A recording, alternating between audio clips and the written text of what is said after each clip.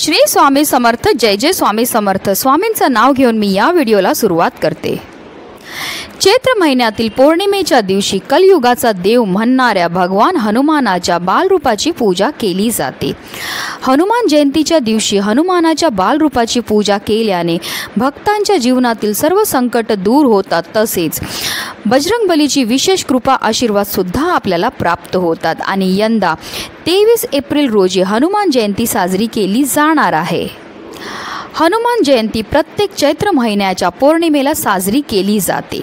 चित्रा नक्षत्र आणि मेष राशीच्या संयोगाने भगवान शंकराचा 11 रुद्र अवतार हनुमानाचा जन्म आई अंजनीच्या पोटी झाला होता।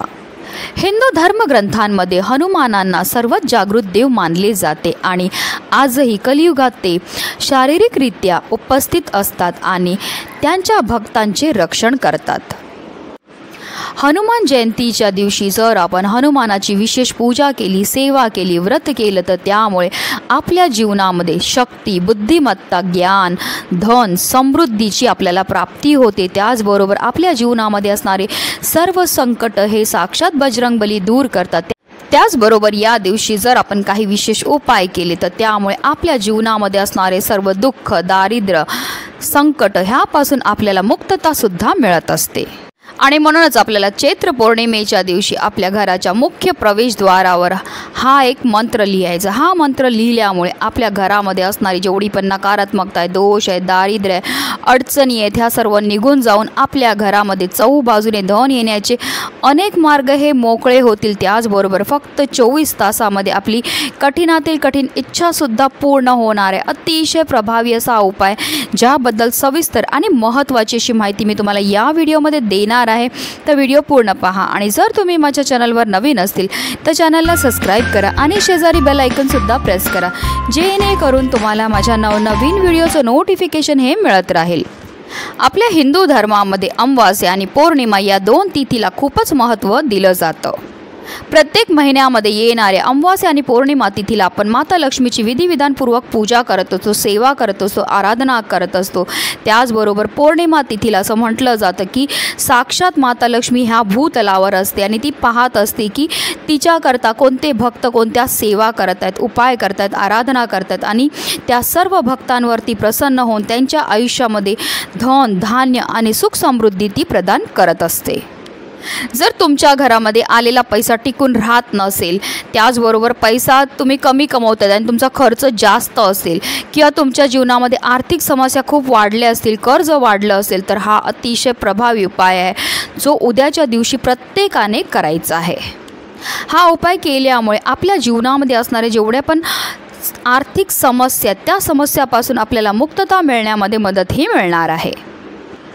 उद्या आहे चैत्र पौर्णिमा, त्याचबरोबर आहे हनुमान जयंती, म्हणून आपल्याला उद्या ब्रह्ममुहूर्तावर उठायचं, उठून स्नान करायचं आहे आणि स्नान केल्यानंतर स्वच्छ वस्त्र परिधान करून आपल्याला आपल्या देवघरामध्ये देवपूजाही करून घ्यायची आहे। उद्याच्या दिवशी प्रभू रामचंद्र, त्याचबरोबर माता सीता आणि बजरंगबलींची पूजा करायला विशेष महत्त्व आहे। त्याचबरोबर आपल्याला माता लक्ष्मी आणि श्रीहरी विष्णू, त्याचबरोबर आपल्या कुलदेवीची सुद्धा विधिविधानपूर्वक पूजा करायची। त्याचबरोबर तुळशीला सुद्धा आपल्याला पूजाही करून घ्यायची, तुळशीला जल अर्पण करायचं, तिच्या पुढे धूप, दीप, अगरबत्ती दाखवून घ्यायची आहे आणि त्यानंतर आपल्याला हा जो उपाय तो करायचा आहे।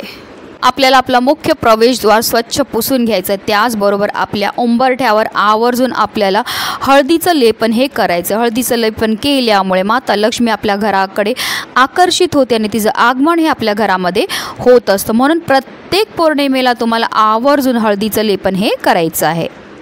त्यानंतर आपल्याला काय करायचं, एक वाटी घ्यायची, वाटीमध्ये थोडंसं हळद, थोडीशी कुंकू टाकायचं आणि त्याचबरोबर थोडंसं तूप टाकायचं आहे आणि ह्याचं एक आपल्याला मिश्रण तयार करून घ्यायचं आहे। आणि ह्या मिश्रणापासून सगळ्यात पहिला स्वास्तिक जो आहे आपल्या देवघराच्या मागची जी भिंत असते त्या भिंतीवर आपल्याला काढायचं आहे। स्वास्तिक काढताना स्वास्तिकमध्ये 4 बिंदू आणि त्याच्याच बरोबर त्याच्या दोन्ही साईडला जे 2-2 लाईन्स असतात त्या आपल्याला आवर्जून द्यायच्या आहेत। त्यानंतर स्वास्तिकला हळद, कुंकू, अक्षता अर्पण करायचे आहेत। ह्यानंतर दुसरं स्वास्तिक आपल्याला आपल्या स्वयंपाकघरामध्ये काढायचं आहे। जिथे आपल्या गॅसची शेगडी असते त्याच्या वरतीची जी भिंत असते त्या भिंतीवर आपल्याला ह्या मिश्रणाने स्वास्तिक हे काढून घ्यायचं। त्या स्वास्तिकला सुद्धा आपल्याला हळद कुंकू अक्षदा अर्पण करायच्यात। असं केल्यामुळे आपल्या घरामध्ये माता अन्नपूर्णेचा अखंड वास होतो। तिच्या कृपेने आपल्या घरामध्ये धनधान्याची कधीही कमतरता होत नाही, त्याचबरोबर अन्नसुद्धा वाया जात नाही। तिसरं स्वास्तिक जे आहे ते आपल्याला आपल्या घरामध्ये असणाऱ्या तिजोरीमध्ये काढायचं आहे। तुम्ही कपाटामध्ये जिथे पैसे ठेवत असतील त्याचा जो खण असेल किंवा तिजोरी असेल त्या तिजोरीवरती आपल्याला हे तिसरं स्वास्तिक काढायचं। त्या स्वास्तिकला सुद्धा आपल्याला हळद कुंकू अक्षदा ह्या अर्पण करायच्यात। असं केल्यामुळे आपल्या तिजोरी जी आहे ती कधीही रिकामी राहत नाही। चौथं स्वास्तिक जे आपल्याला तुळशी वृंदावनावर काढायचं आहे। आता तुमच्याकडे कुंडीमध्ये तुळशी ठेवली असेल तर त्या कुंडीवर आपल्याला स्वास्तिक हे काढायचं आहे, कारण तुळस म्हणजे साक्षात माता लक्ष्मीचं स्वरूप आहे आणि प्रत्येक पौर्णिमेला आपण माता लक्ष्मीची पूजाही करत असतो। म्हणून आपल्याला तुळशी वृंदावनावर जे आहे एक स्वास्तिक काढायचं। त्या स्वास्तिकला सुद्धा आपल्याला हळद कुंकू अक्षदा ह्या अर्पण करायच्या आहेत। आणि पाचवं स्वास्तिक जे आहे ते आपल्याला आपल्या मुख्य प्रवेशद्वाराच्या बाहेर काढायचं आहे। हे स्वास्तिक काढताना सुद्धा तुम्हाला व्यवस्थित काढायचं आहे। स्वास्तिकमध्ये 4 बिंदू व्यवस्थित द्या आणि त्याच्या दोन्ही बाजूला ज्या 2-2 रेषा असतात त्या स्वास्तिकच्या मर्यादा असतात। स्वास्तिक हे मांगल्याचं प्रतीक आहे आणि आपण जर आपल्या घरामध्ये आणि मुख्य प्रवेशद्वारावर स्वास्तिक काढलं तर त्यामुळे माता लक्ष्मी आपल्यावर प्रसन्न होऊन तिचं आगमन हे आपल्या घरामध्ये होत असतं।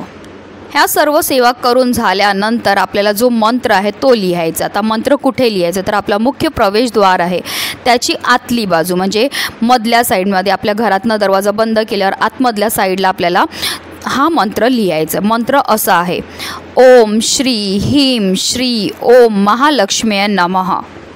पुन्हा एकदा सांगते, ओम श्री ह्रीं श्री ओम महालक्ष्म्यै नमः।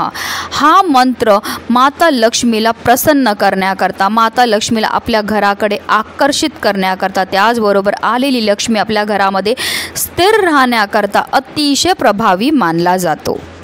हा मंत्र लिहून झाल्यानंतर त्या मंत्राला सुद्धा आपल्याला हळद कुंकू अक्षदा अर्पण करायचे, धूप दीप अगरबत्ती दाखवून घ्यायची आहे।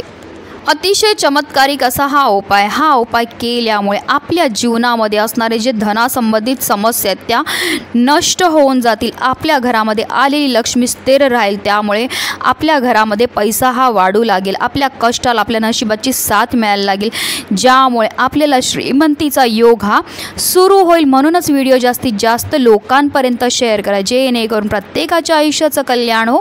ही स्वामीचरणी प्रार्थना। श्री स्वामी समर्थ। जय जय स्वामी समर्थ।